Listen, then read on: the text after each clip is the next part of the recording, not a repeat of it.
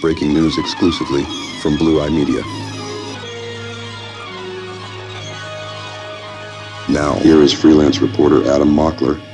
All right, everybody, we have some rather intense breaking news after the United States has re-escalated the war with Iran and struck an Iranian port in the Persian Gulf. The Strait of Hormuz is now fully closed as all traffic through it has halted and the war seems to be ongoing once again. The United Arab Emirates also took credit for some strikes on the Iranian coast.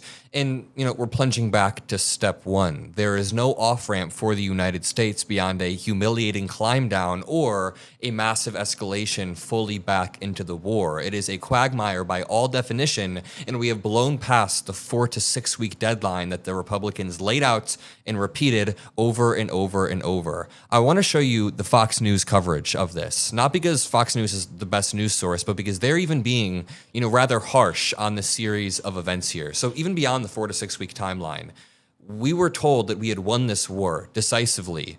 Donald Trump even made a grandiose announcement saying the Strait of Hormuz was reopened. He made like 15 posts in a row a few weeks back around the 4 to 6 week mark. Now it's still going. We're in week 10. We're on month 3. We are tens and tens of billions of dollars into this, probably about like 75 billion. I'd say 100 if I had to guess.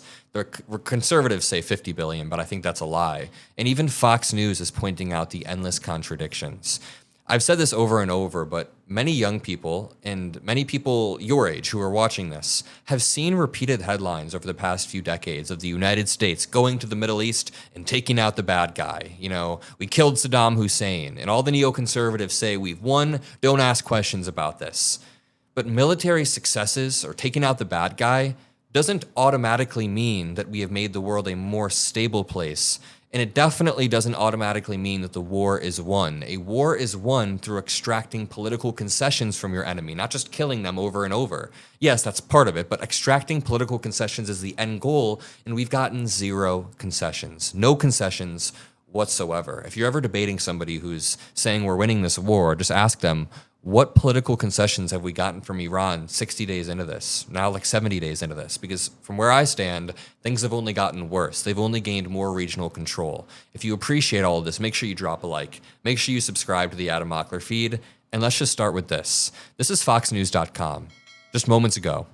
Trump says the Iran peace deal could be a week away as Tehran reviews latest offer. And then right below that, it says U.S. strikes Qasem Port, Bandar Abbas, Bandar Kargan. Official says attacks not a ceasefire breach. So apparently it's not a ceasefire breach when the United Arab Emirates strike Iran, when Iran strikes us and then we strike Iran. Read this right here.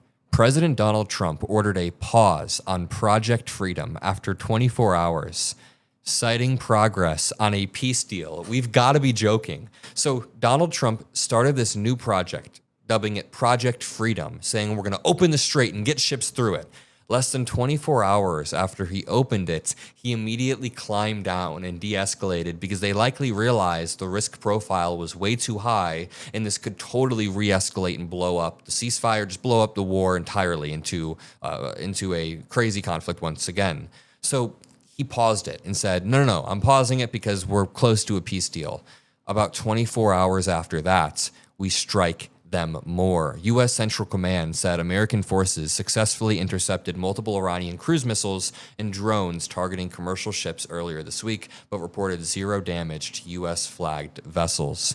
Just yesterday, I did a live stream with Stephanie Ruhle from MSNBC/MS Now, and she brought in one of their reporters, Alex DeBette, who's been going from gas station to gas station to gas station across the country, just talking to Americans.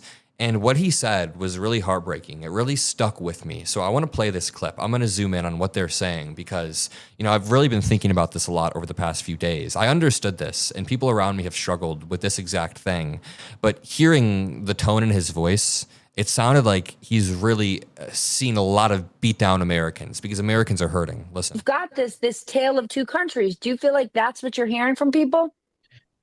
I've heard a lot of people tell me that they're canceling vacations, that they're making sure that if they do book plane tickets, it's refundable because they're not sure if they're actually going to be able to afford the trip when it all is said and done. I'm sure there's discretionary spending.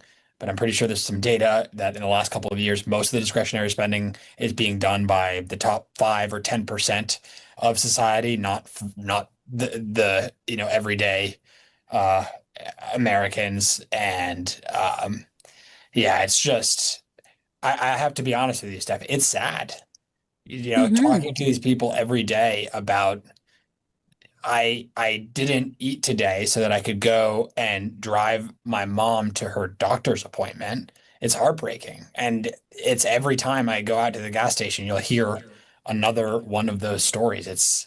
The country, it's difficult to say the country is in a good place right now.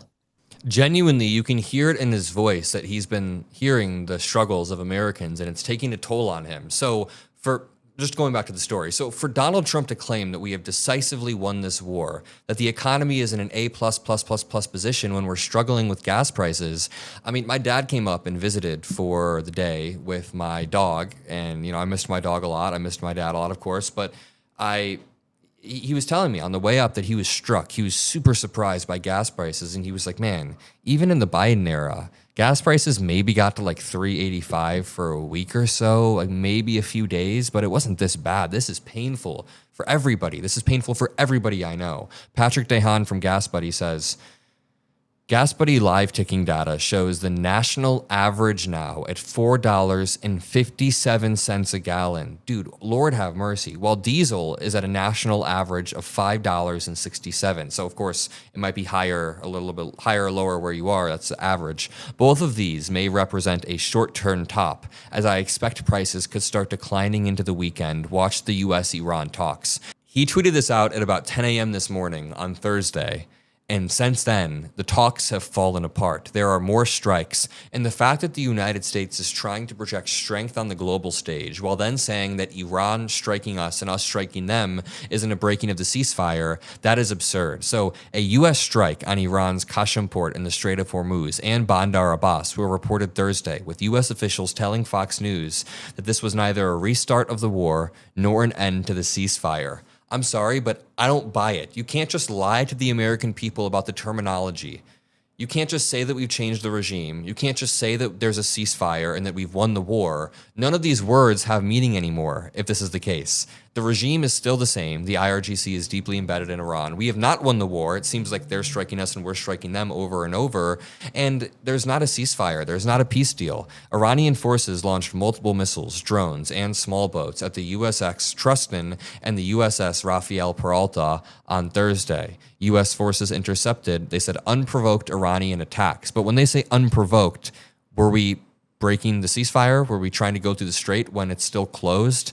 I mean, this is an aimless and chaotic war that is backfiring not only on Donald Trump, but on everybody, on the entire globe.